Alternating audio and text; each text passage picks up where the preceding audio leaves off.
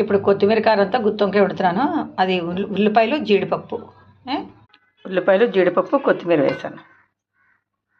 అల్లం వెల్లుల్లి తర్వాత ఉల్లిపాయ జీడిపప్పు కొత్తిమీర వేసింది. ఇది కొంచెం ఒక గ్లాస్ నీళ్ళు, ఇన్ని నీళ్ళు పోసి ఉడికిస్తున్నాను. ఇది ఉడికిన తర్వాత మిక్సీ పట్టుకోవాలి. అలా ఉడికింది కదా, పచ్చిమిర్చి 3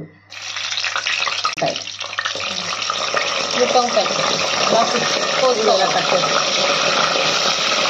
పండకుండా ఉప్పేసి మూత పెట్టేస్తే నార్మల్ మూతే నార్మల్గా విజిల్ కూర అంతా అయ్యాక లాస్ట్లో పెట్టుకోవాలి. నార్మల్గా పెట్టాలి పైన అంతే. ఇదిగో జస్ట్ అంతే. ఇలా మగ్గిపోయిన తర్వాత ఇలా బయటకు తీసేసుకోవాలి. నూనెలో మగ్గ పెట్టేసాను వంకాయలు. మీరు ఎవరు చేతులు పెట్టకండి, అన్నీ తీసేసుకోండి బయటికి.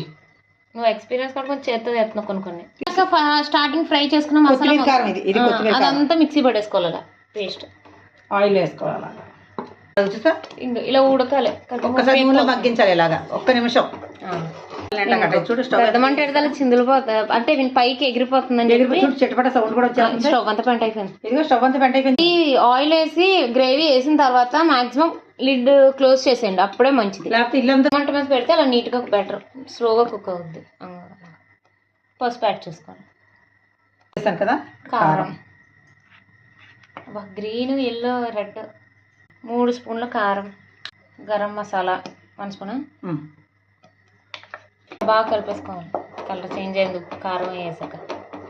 ఇప్పుడు లిడ్ క్లోజ్ చేసి మళ్ళీ పెద్ద మంట పెట్టేసుకోవాలి. మళ్ళీ ఇల్లంతా పడిపోద్దని. మగ్గిపోయింది ఉప్పు కారం.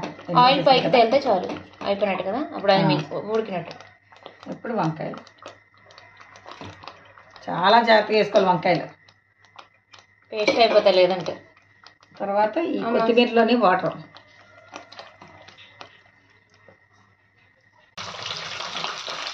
నూనె నెమ్మదిగా పైకి తేలిపోవాలి. అప్పుడు బాగా ఉడికినట్టు సైడ్స్ వచ్చేసింది కదా, అలాగా నూనె పైకి తేలి. కొత్తిమీర తీపచ్చడి సైడ్ అలాగా చెప్పిన అయిపోయినట్టేనా. గుత్తొంకాయ కొత్తిమీర కారంతో రెడీ అయ్యింది. బాగుందా? బాగుంటే ట్రై చేయండి అందరూ. Like, share, subscribe. నమస్తే.